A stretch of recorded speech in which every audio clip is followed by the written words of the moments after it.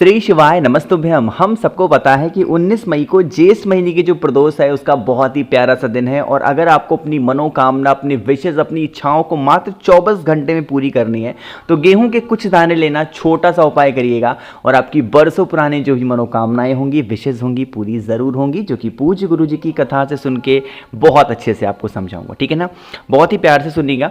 Screen पे आप सभी लोगों को दिख रहा होगा गेहूं के बहुत सारे दाने। मैंने लिखा है 12 दाने, तो आपको भी कितने दाने लेने हैं? 12 गेहूं के दाने आपको लेने। ठीक है ना, ले लेना। लेने के बाद में आपको जरूरत होगी चावल के दानों की। कितने? 7 चावल के दाने। गेहूं के 12 दाने और चावल के 7 दाने। कहोगे भैया गेहूं हमें नहीं मिलती है इस टाइम पे, अभी गेहूं की कटाई खत्म हुई है। इजीली आपको किसी भी किराना स्टोर पे गेहूं के दाने मिल जाएंगे, जाके ले लेना। ठीक है ना, 12 गेहूं 7 चावल के दाने लेंगे। साथ ही साथ आपको इस तरीके से एक तांबे का लोटा लेना है ना। उस तांबे के लोटे में आपको जल भरना। जल आपका खुद के घर का होना चाहिए, मंदिर का नहीं होगा। पहुंच जाएंगे महादेव के शिवलिंग के पास में। शाम के टाइम पे प्रदोष काल में, मन है घर पे करो, मन है मंदिर में करो। फेस रखना कौन सी दिशा? उत्तर दिशा, नॉर्थ डायरेक्शन। अब यहां पे जो मैं आपको क्रम बताने जा रहा हूं ना, उस मेरे क्रम को बहुत ध्यान से सुनिएगा। महादेव को अगर कोई सबसे प्रिय है ना, तो उनकी सबसे छोटी पुत्री जिनका नाम है माता अशोक सुंदरी, जो आपके पास में चावल के 7 दाने हैं ना, उन चावल के 7 दानों को माता अशोक सुंदरी के स्थान पे आपको कुछ इस तरीके से रख देने है ना। चावल के दानों को रखने के बाद में जो आपके पास में तांबे का लोटा है ना, उस तांबे के लोटे को कहीं पे भी हम जल नहीं चढ़ाएंगे। सिर्फ और सिर्फ माता का जो हस्त कमल आपको दिख रहा है, यहीं पे गोल गोल आपको समर्पित करना है उसी जल को, और कहीं नहीं। ना तो माता अशोक सुंदरी के स्थान पे, ना तो शिवलिंग के ऊपर, सिर्फ आपको यहां पे गोल गोल जलाधारी पे आपको उस जल को समर्पित करना है ना। अब आपके पास में बचे हुए हैं 12 गेहूं के दाने। अरे बचे हैं कि नहीं बचे हैं? उन्हीं 12 गेहूं को दाने को आपको अपनी मनोकामना, अपने विशेष कहते हुए महादेव के शिवलिंग के ऊपर अगर आप प्रदोष के दिन, प्रदोष काल में कर देते हैं तो आपकी जो भी मनोकामनाएं होंगी, जो भी विशेष होंगी, महादेव पूरी जरूर करते हैं। अन्न को समर्पण करने से, खासकर गेहूं को समर्पण करने से हमारी इच्छाएं पूरी होती हैं। और अगर वो दिन प्रदोष का दिन हो, तब तो इससे सुंदर संयोग कुछ भी नहीं हो सकता आपकी इच्छाओं को पूरा करने के लिए। बहुत स्पेशल, बहुत प्यारा सा उपाय आप सभी को जरूर करना है। ध्यान रखिएगा, यह उपाय प्रदोष काल में करना है, सुबह के टाइम नहीं कर सकते। ठीक, चलो, तो पहले उपाय की तो हमने यहाँ पे बात कर ली है। आगे बढ़ते हैं अब इस वीडियो के हम लोग अपने दूसरे उपाय की तरफ। और ये जो दूसरा उपाय है वो आपको करना है पीले चंदन के साथ में। कहोगे भैया इस उपाय के बेनिफिट क्या है, फायदे क्या हैं? जैसे मान लीजिए कि आपको अपने घर के किसी भी व्यक्ति को ना वश में करना है ना। वश जैसे लोग सुनते हैं उनको लगता है कि मैं कह दूं कि एक पैर पे खड़े हो जाओ तो खड़े हो जाओ, मैं कह दूं सो जाओ तो सो जाओ, मैं कह दूं बैठ जाओ तो बैठ जाओ। नहीं, ये वश करना नहीं होता। ये होता है हुक्म चलाना, गुलाम बनाना। हमें गुलाम नहीं बनाना है। वश का मतलब ये है कि मान लीजिए कि वो आपकी रिस्पेक्ट करने लगे, वो आपके हर बातों को माने, कि जो अच्छी चीजें हैं वो अपने अंदर इकट्ठा करें। ऐसी चीजें अगर आपको करनी है तो आपको लेना होगा इस तरीके से पीला चंदन। ठीक है ना, पीले चंदन का थोड़ा सा गाढ़ा सा पेस्ट बनाएंगे, हल्का पानी जैसा नहीं, गाढ़ा सा पेस्ट बनाना। साथ ही साथ आपको इस तरीके से एक बेलपत्र लेनी है ना। बेलपत्र पे आपको गाढ़ा सा, कहीं पे भी जहां पे भी आपकी इच्छा हो, खूब गाढ़ा सा ऐसे आपको पीला चंदन आपको लगाना होगा। जैसे मैं लगा रहा हूं ना, इसी तरीके से आपको पीला चंदन लगाना है। साथ ही साथ आपको लेना होगा सिर्फ और सिर्फ 2 चावल के दाने, इससे ज्यादा मत लेना। सिर्फ 2 चावल के दानों को लेकर के आपको इसी पीले चंदन के ऊपर रख देना है ना। रखने के बाद में आप इस बेलपत्र को उठाना, और उठाने के बाद में एक तांबे का लोटा लेंगे जिसमें जल भरेंगे अपने घर से, और पहुंच जाएंगे महादेव के शिवलिंग के पास में। ध्यान ये रखिएगा, फेस आपको रखना होगा उत्तर दिशा, नॉर्थ डायरेक्शन। जो व्यक्ति आप पे घर में कंट्रोल में नहीं है, मतलब गलत दिशा में चला गया है, हमेशा गुस्सा करना, मारना, पीटना, ऐसी कंडीशन घर में बनी हुई है ना, तो आपको उस व्यक्ति का नाम और गोत्र बोल करके महादेव के शिवलिंग के ठीक ऊपर उस एक बेलपत्र को समर्पित करना है ना। समर्पित करने के बाद में आपके पास में तांबे के लोटे में जल होगा।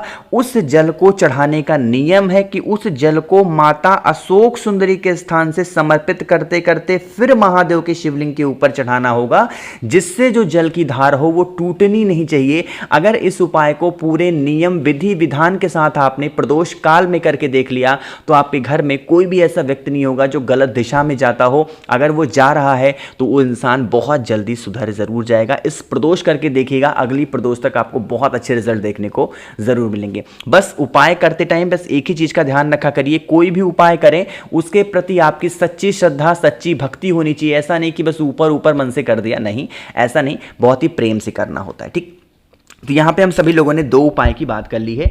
आगे बढ़ते हैं, जो प्रदोष के बहुत फेमस उपाय हैं, पूज्य गुरुदेव अपनी हर कथा में जब भी प्रदोष की बात करते हैं इस उपाय को जरूर बताते हैं। किसके लिए होगा और कैसे करना है मैं आपको तब बताऊंगा जब आप करेंगे वीडियो को लाइक। और मेरे जितने भी भाई बहन मेरी आवाज़ पहली बार सुन रहे हैं चैनल को जरूर सब्सक्राइब करिएगा, ठीक है ना।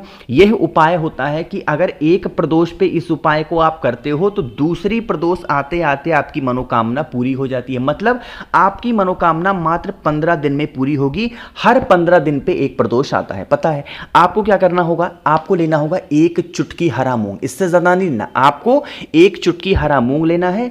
साथ ही साथ आपको इस तरीके से लाल चंदन लेना है, ना तो सिंदूर लेना है, ना तो कुमकुम, ना तो रोली, आपको लाल चंदन लेना है, हरा मूंग लेना है, 1 बेलपत्र लेनी है और साथ ही साथ आपको 1 समी का पत्ता भी लेना होगा, ठीक है ना। इतने सारे चीजों को लेने के बाद में आपको क्या करना है, एक तांबे का लोटा लेंगे।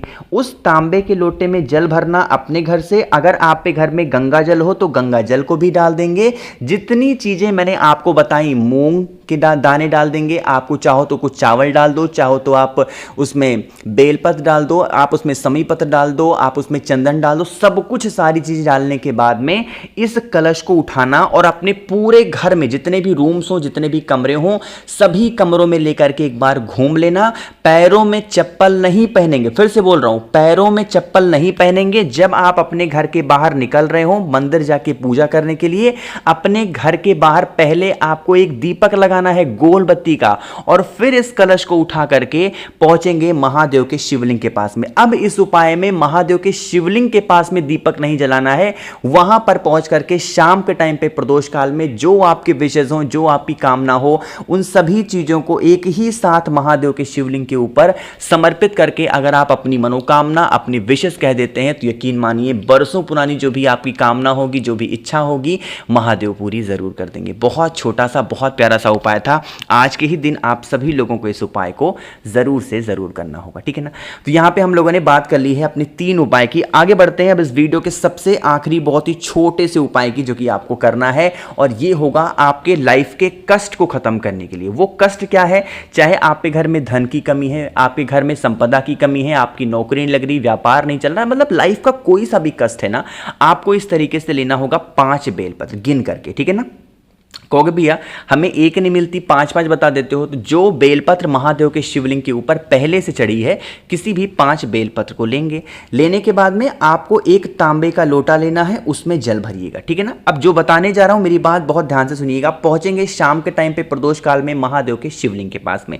हम सबको पता है महादेव का पूरा परिवार शिवलिंग के ऊपर ही विराजमान है, पता है आपको क्या करना है? सबसे पहले थोड़ा सा जल आपको गिराना होगा। कहां पे? एक मिनट कलर चेंज कर लो।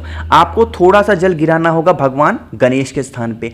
जिस जगह पे जल गिराओगे वहां पे 1 बेलपत्र समर्पित करेंगे। जैसे पहले जल कहां पे गिराया? भगवान गणेश के स्थान पे, तो आपको क्या करना होगा? बेलपत्र यहां पे आपको चढ़ानी है। फिर आपको दूसरी जगह जल चढ़ाना होगा थोड़ा सा भगवान कार्तिकेय के स्थान पे, 1 बेलपत्र यहां पे चढ़ा देना। फिर आपको थोड़ा सा जल चढ़ाना है माता अशोक सुंदरी के स्थान पे, तो 1 बेलपत्र यहां पे चढ़ा देना, ठीक है ना। चौथी आपको चढ़ाना होगा उस जल को माता के हस्त कमल पर, जिसे हम कटी भाग बोलते हैं, तो चौथी बेलपत्र यहां पे चढ़ाना होगा। और लास्ट में जितना भी जल आप पे कलश में बचा हुआ है वो महादेव के शिवलिंग के ऊपर समर्पित करके, और एक लास्ट की बची हुई बेलपत्र अगर महादेव के शिवलिंग के ऊपर शाम के टाइम पे प्रदोष काल में अगर आपने कर लिया, तो जो आपकी कष्ट होंगे आपके घर के या फिर आपकी फैमिली में जिस भी इंसान के, वो कष्ट धीरे धीरे करके खत्म जरूर हो जाएंगे, ठीक है ना। करके देखिएगा, भूलना किसी को भी नहीं है। तो मैंने कोशिश की आप सभी लोगों को बहुत ही अच्छे से प्यार से समझाने की। वीडियो पसंद आई हो तो लाइक जरूर करिएगा। कुछ पूछना है, नहीं समझ में आया, नीचे कमेंट सेक्शन में पूछें। मेरे जितने भी भाई बहन मेरी आवाज़ पहली बार सुन रहे हैं, चैनल को सब्सक्राइब करेंगे। और अगर आपको मुझसे फ़ोन पे बातें करनी है, मैसेज पे बातें करनी है, तो आप हमें इंस्टाग्राम या फेसबुक पे फॉलो कर सकते हैं। उसके लिए आपको सर्च करना होगा द नेचुरल प्लैनेट 108। श्री शिवाय नमस्तुभ्यम।